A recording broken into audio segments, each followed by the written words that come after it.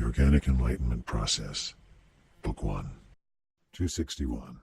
The Story of 9, 5, and 4. Once upon a time, 5 dropped in on 4. While standing side by side, chatting, having just a wonderful day, they looked over at the wall behind them and saw that their shadows, when cast together, looked very much like a 9. Then, before you knew it, 5 and 4 became entranced and fell into a sort of hypnotic nap. 9 started dancing around, doing all kinds of exotic 9-like things. Once 5 and 4 were asleep, 9 started saying, "Look at me. Look at my lovely 9ness. I'm 9. That's right. 5 who? 4 what? You got that wrong, baby. I'm 100% 9. The 9est." This went on for some time. Then 5, wiping number sleep from his number eyes, looked at the 9 and said, "Hey, I just dropped in to hang with 4 for a while. Not to play shadow games and stare at a wall." Then, with total ease and confidence, 5 turned his back on the wall, and as far as 5 was concerned, 9 simply disappeared. "Well, 4, it was nice to see you again. 9 was entertaining for a while, I will admit, but once you know the trick, he got boring fast. I don't know when I'll see you again, 4, but you never know. Thanks for the hospitality. It was fun." And 5 went about his business, as all 5s eventually do. 262. A man in his journeying learned much and became wise. As he wandered the world, sharing what he had learned, he happened back to the village of his childhood. As he neared town, he met an old woman at the bridge who remembered him fondly. She called him by his childhood name. The man tried to share what he had learned, but the old woman would rather talk about times when he did this and that, and how he so loved apples he would steal them from the orchard and cry when caught. Oh yes, indeed, she knew him well. In alignment with awareness, the man turned around and left. Apparently, he no longer liked apples. Lesson: allow for change in others. There's nothing new in new. 263. Dirty Lettuce. Dirty Lettuce has always been told that his goal is to get thoroughly rinsed, chopped, dressed up with things, and then finally eaten by something else. Dirty Lettuce understood, but felt somehow that there might be more, might be another goal, one not so final as the salad bowl goal. Then, while getting thoroughly rinsed in preparation for the goal they told him was his, something happened. Dirty Lettuce changed, somehow in that rinsing process. Dirty Lettuce looked over and saw for the first time that the big green leafy thing he thought he really wasn't. Looking at himself clearly for the first time, he saw that he was more tiny and dirt-like, and not the big green leafy thing at all. Dirty Lettuce realized that he wasn't dirty lettuce at all. He wasn't even lettuce. He was dirt. He is dirt. I am dirt, thought Dirt. That's why I felt. That's why I always wondered. That's why all those times I never understood. That's why. His thoughts went on like that for a while, remembering and forgetting. Awareness remembering his true name as Dirt and forgetting his old name as Dirty Lettuce. Awareness acknowledging and acknowledging at the same time. When Dirt thought his last, "That's why," he felt much better about everything. He felt, for the first time, clean. Then, with his newfound awareness of self as Dirt, he effortlessly and naturally slipped past and through the narrow colander and started continuing his journey. As the old-timers used to say, be in the world but not of the world. Today we say, in the world but passing through. 264. PB&J. A boy loved peanut butter and jelly sandwiches. When the new and improved peanut jelly butter swirl was introduced, it became instantly quite popular. In fact, so popular that most forgot there ever was such a thing as PB&J sandwiches. Unfortunately, the boy just didn't like the new and improved product and didn't eat it. Mom didn't understand why the boy didn't like the new PJB swirl. They taste practically the same, for goodness sakes. It's not the same, said the boy. But honey, said Mom, this jar glows in the dark. This jar has cool pictures. This jar has a very grip-friendly design. Those old peanut butter jars don't have any of the vital improvements. Doesn't make it taste better, answered the boy. Well, said Mom, you're starting to look a bit too not fat. And that worries me, honey. Will you at least eat one with the family once a week when we watch the PJB Swirl show? The boy just shrugged. At the height of the PJB Swirl madness, the boy, now a little older and quite hungry, goes to the kitchen, gets a chair, and opens the pantry. Up on the top shelf, in the back, he finds the old, simple jar of peanut butter. He gets the jar of jelly from the unused end of the fridge door and some bread. The family gathers to watch what the odd boy is doing. They warn him, it's not going to taste nearly as good, nor does it come with coupons or glow in the dark. It's simply not right. Or healthy, I bet. It's not how we do it, boy. But the boy makes his sandwich anyway, and he eats it anyway. And he is more full, peaceful, and content than he has been in a long, long time. Most just look at him, shake their heads, and go back to their PJB swirls. Some look at him, smile, and are glad that at least this poor, not fat, deluded boy has found some kind of peace, twisted and wrong though it is. And a very few of those people who watched him make his peanut butter and jelly sandwich came up to him and asked if they could have one too. The boy looked up and smiled. Heck yeah, there's more than enough for everyone. And then, slowly, things started to change. The more people saw this small group eating their PBJ sandwiches and looking rather healthy, happy, and peaceful, the more people wanted to know the recipe of that new sandwich. Then a line was drawn in the peanut butter, and you were either on this side or that one.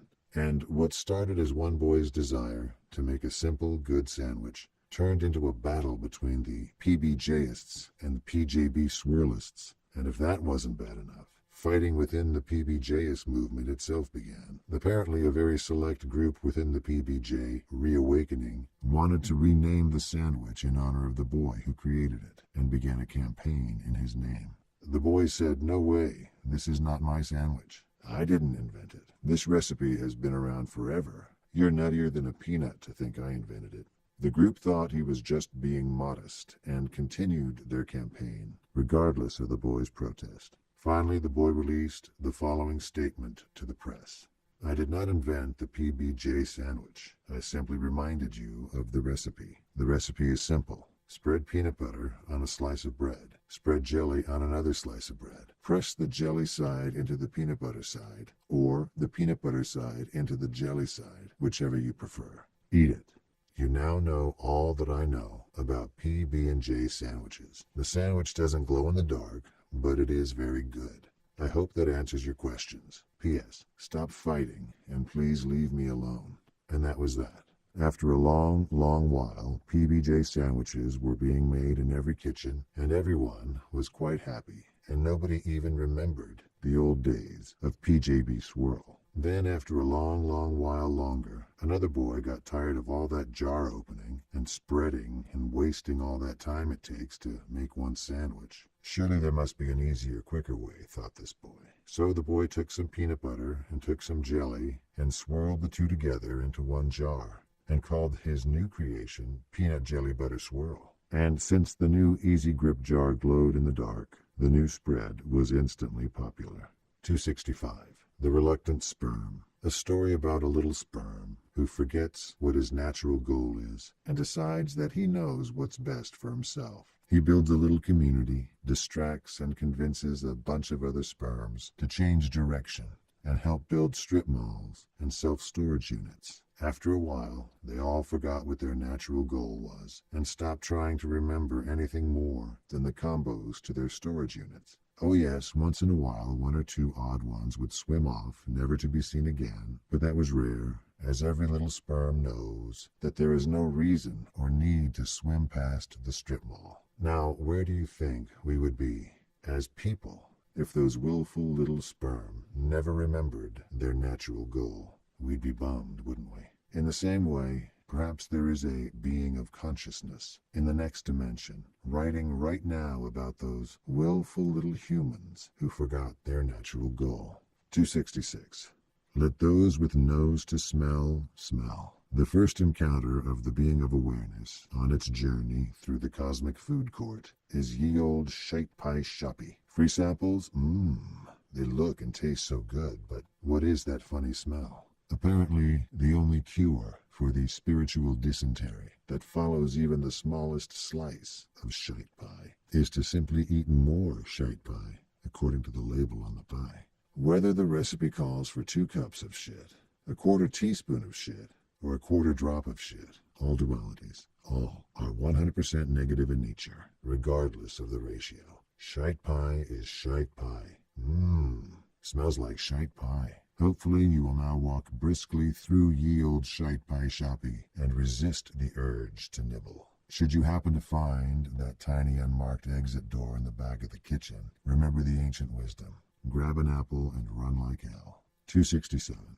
From the point of view of the Godman, which is all positive and without opposite, no matter how emphasized the positive aspect of a thing is, it is still bound to the negative to some any degree. 268. Okay, here it is. It's like a little pool. All the kids are there, splashing around, jumping from the low board, sliding down the small water slide. Fun, fun, fun. On the other side of the fence is the other pool, but the kids don't pay much attention to it. What with all the running and jumping and swimming they are doing in this pool. It's 4 feet deep after all. Who could want more? One day, a banana flies over the fence from the other pool. A chimpanzee pops his head up from the other side. Sorry, says the chimp with a raise of his opposable eyebrow. A few more bananas and some apples flew over.